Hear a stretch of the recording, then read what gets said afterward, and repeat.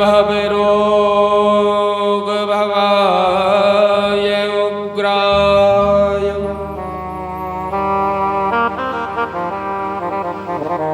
आज महाराज मां चंचुला महाराज प्रश्न करती है, यह बताइए कि जो आपने भक्ति के संबंध में मुझे कथा श्रवण कराई यह तो ठीक है, लेकिन यह बताइए कि जो जीव जितना महाराज भगवत प्राप्ति का साधन करता है, भगवान प्राप्त करने का प्रयास करता है, उसको उतना कष्ट क्यों प्राप्त होता है? आज सनकादि कहते हैं कि जीव महाराज उस वस्तु से उससे चाहना करता है जो सर्वदा नष्ट होने वाली है, उसमें आसक्त होता है जो एक ना एक दिन नष्ट होने वाली है। और जब वो वस्तु महाराज नष्ट होती है या कहीं चली जाती है तो उसको फिर उसका दुख होता है।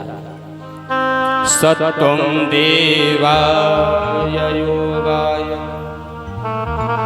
कहने लगे कि जो जीव है, मनुष्य है, वो उस वस्तु में आसक्त हो जाता है और जब वो नष्ट होती है तो उसको उस चीज का महाराज बड़ा कष्ट होता है, दुख होता है। इसलिए केवल भगवान के प्रति आसक्त होना चाहिए, भगवान के प्रति भाव से आसक्त होना चाहिए। भगवान को ये सोचना चाहिए संसार में सत्य कुछ नहीं, केवल सत्य भगवान है, इसलिए भगवान को ही पाने की चाहना होनी चाहिए। हम महाराज संसार में रहते हैं और कई वस्तुओं में आसक्त हो जाते हैं जो महाराज हमें कुछ सुख पहुंचाती है, उस वस्तु में हम आसक्त हो जाते हैं। लेकिन याद रखना चाहिए जो भी आपको सुख प्राप्त है एक ना एक दिन वो आपको दुख देने वाला अवश्य बनेगा। इसलिए महाराज इधर तुमरू जी महाराज मां चंचुला से कहते हैं कि तुमने भी महाराज जो कभी भगवान की पाप सदैव पाप में रत रही, तुमने अपने अनेक प्रकार से जो कार्य किए उस महत्व की कथा में महाराज तुमरू जी ने श्रवण कराया था कि आप भी आसक्त रहे संसार में। अंत में आपको क्या प्राप्त हुआ? आपको क्या प्राप्त हुआ? उस संसार की कोई भी आपको सुख देने वाली वस्तु प्राप्त नहीं हुई, आपको अंत में भगवान की शरण में आना पड़ा। इसलिए महाराज जीव को सदैव याद रखना चाहिए कि केवल सत्य जो है उसके प्रति आसक्त होना चाहिए। और सत्य क्या है? ब्रह्म सत्यम जगन मिथ्या, केवल भगवान सत्य है। इसलिए कहने का भाव यह है कि भगवान के प्रति हमारा प्रेम दिन ब दिन बढ़ना चाहिए, भगवान के प्रति भाव होना चाहिए। और आज यहाँ पर महाराज वर्णन किया कि जो शिव भक्त है उसको भगवान शिव की बड़ी आराधना संतोष मन में धारण करके सेवा करनी चाहिए। और शिव भक्त जो भी होता है महाराज भगवान शिव की बड़े भाव के साथ आराधना करनी चाहिए। शिव की निंदा को अपने कानों से श्रवण नहीं करना चाहिए। शिव भक्त कभी भी महाराज शिव की निंदा को अपने कानों से सुनना नहीं चाहिए। महाराज कहने की तो बात दूर, अपने कानों से सुनना भी चाहिए नहीं, क्योंकि उसमें भी दोष है। आपने श्रवण किया कथा में कि जो भी शिव की निंदा को सुनता है या कहता है उसको महाराज पशु योनि में जाना पड़ता है। भगवान विष्णु ने श्रवण किया भगवान शिव की निंदा, उनको महाराज हयग्रीव का महाराज सिर लगा और नारद जी ने निंदा की, जिसके कारण उनको बंदर बनना पड़ा। तो शिव की निंदा सुनने वाला कहने वाला दोनों महाराज पशु योनि में जाते हैं। इसलिए महाराज कभी भी शिव निंदा नहीं करनी चाहिए। शिव पुराण की निंदा ना तो सुनना चाहिए ना करना चाहिए, और जो भी यह करता है उसे पशु योनि में जाने के उपरांत भी महाराज अनेकों कष्ट प्राप्त होते हैं। आगे महाराज कहा है कि बड़े भाव से भगवान शिव की पूजन को करना चाहिए। और यह तो महाराज परम पवित्र श्रावण माह चल रहा है, इसमें भगवान की जो आराधना करता है, व्रत रहता है, वो भगवान के धाम को अवश्य जाता है। आपने श्रवण किया था, जो पशुपति व्रत रहता है उसे भी भगवान शिव लोक की प्राप्ति होती है। जो पशुपति व्रत रहता है महाराज, जो भी कामना से रहता है उसकी कामना शीघ्र उसको पूर्ण हो जाती है।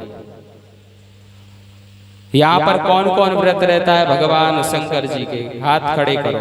कौन कौन रहता है व्रत? सोमवार या शिवरात्रि, कोई सा भी भगवान शिव का व्रत है। मैया आप लोग रहते हैं कोई, है ना? तो भगवान शिव की आराधना करने वाले को महाराज भगवान के प्रति बड़ा भाव रखते हुए भगवान की पूजा सेवा करनी चाहिए। और किसी भी महाराज कभी भी कैसी परिस्थिति हो जाए, किसी की महाराज निंदा नहीं करनी चाहिए, चुगली नहीं करनी चाहिए। क्योंकि लिखा है शिव पुराण में कि हमने अगर एक बार भी कथा को श्रवण कर लिया, अपने जीवन में कथा को उतार लिया, शिव पुराण की कथा को सुन लिया, उसके बाद में इन कानों से किसी की निंदा नहीं करनी चाहिए। और आगे वर्णन आता है कि महाराज यहाँ पर श्री सनत कुमार सुंदर व्यास जी महाराज को इस कथा को श्रवण कराते, आगे सूत जी महाराज इस कथा को श्रवण कराते हुए महाराज वहां से विदा लेकर के चलते हैं। इधर तुमरू जी महाराज कहते हैं मां चंचुला से देवी कि प्रत्येक घर में तुलसी की पूजा होनी चाहिए, तुलसी का महाराज पूजन होना चाहिए, शिव का पूजन होना चाहिए। और भाव से महाराज जो शिव भक्त है उसे पंचाक्षर मंत्र का जाप करना चाहिए। पंचाक्षर मंत्र क्या पता है ना आपको? ओम नमः शिवाय। जो शिव भक्त है, शिव की जिस दिन आप व्रत रहो, आराधना करो, उस दिन भगवान का ओम नमः शिवाय पंचाक्षर मंत्र महाराज अपनी हर श्वास में महाराज प्रयास करना चाहिए, उसका जाप करते रहना चाहिए। आज इधर महाराज चंचुला देवी वहीं पर महाराज कथा को बड़े भाव से श्रवण कर तुमरू जी महाराज आज्ञा लेकर के महाराज कैलाश पर चले जाते हैं। और आज इस कथा को सुंदर भाव से महाराज श्री व्यास जी महाराज श्रवण करते हुए वह भी सनकादियों का सुंदर पूजन करते हैं आज। और जो भी महाराज इस पुराण को महाराज श्रवण करता है उसके जीवन में कल्याण हो जाता है।